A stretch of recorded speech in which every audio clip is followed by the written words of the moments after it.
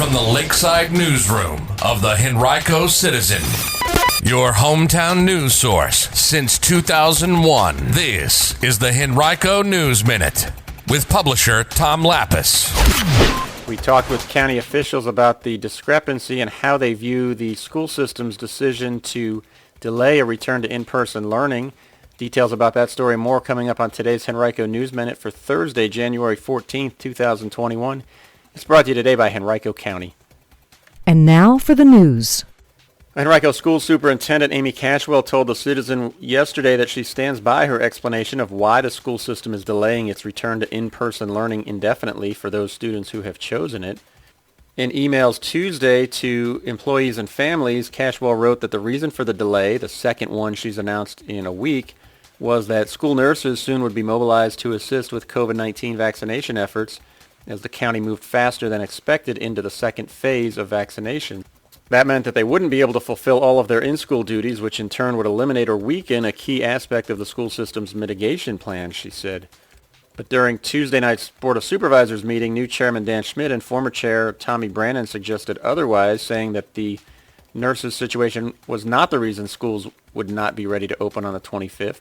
Yesterday, Cashwell didn't deviate from the explanation she had given in her emails, telling us, quote, "We stand by our messaging. Our position remains very firm and clear around why we got to that point," end quote.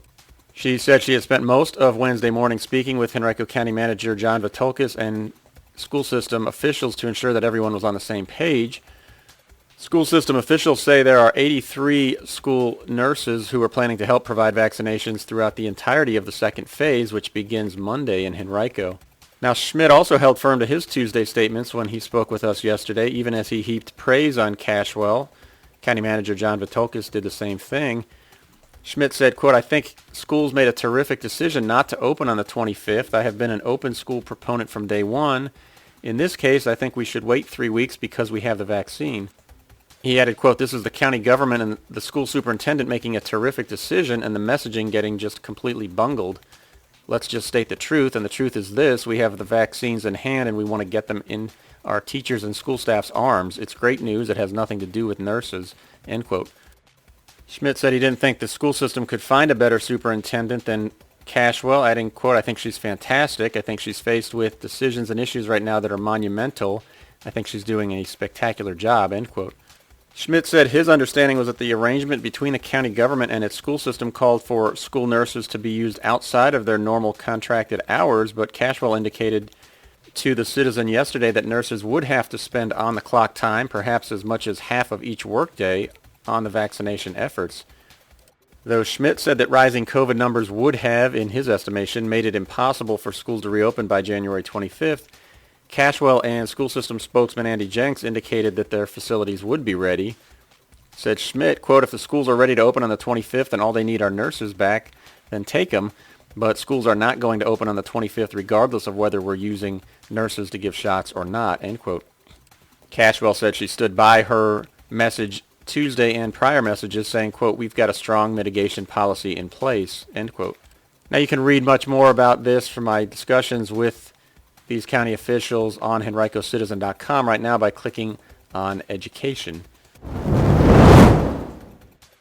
Yesterday was the first day of the new Virginia General Assembly session. It was a solemn day for senators as they mourned the loss of one of their own, Ben Chafin, who died from COVID-19 January 1st. In the House, Republicans voted against extending the legislative session by 16 days in what typically has been a procedural vote for 5 decades. The state constitution mandates that the legislature must meet for a minimum of 30 days in off-year sessions. Typically, the body has voted to extend the session without conflict in every off-year meeting until yesterday. Democrats do have options if they want to extend the session moving forward, including potentially convening for a special session. The Democrats hold a 55-45 majority in the House and 21-19 majority in the Senate. Today's the last day to pick up school meals at the curbside locations at various Henrico County public schools until next Tuesday. That's because the program typically operates Monday through Thursday, but next Monday is the Martin Luther King Jr. holiday, so schools will be closed. Pickups today will include meals for today, tomorrow, and Monday. You can view a list of all sites at henricoschools.us/return to school. On Tuesday night, Henrico's Board of Supervisors elected Brooklyn District Supervisor Dan Schmitt to serve as chairman of the board this year. The vote was unanimous. The board also selected Tuckahoe District's Pat O'Bannon to serve as vice chair. In looking ahead to the year, Schmitt promised a comprehensive study of the utility system, advancements in public safety, improved parks and recreational amenities for residents and visitors, and a review of the proposed Green City development. It'll be his first term as board chair. He just concluded a term as vice chair. He joined the board in November 2018 following a special election and then was reelected to a full 4-year term the following November.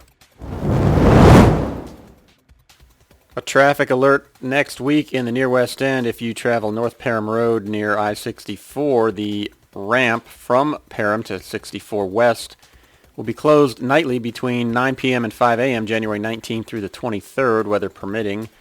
VDOT crews will work to repair an embankment slope at the exit.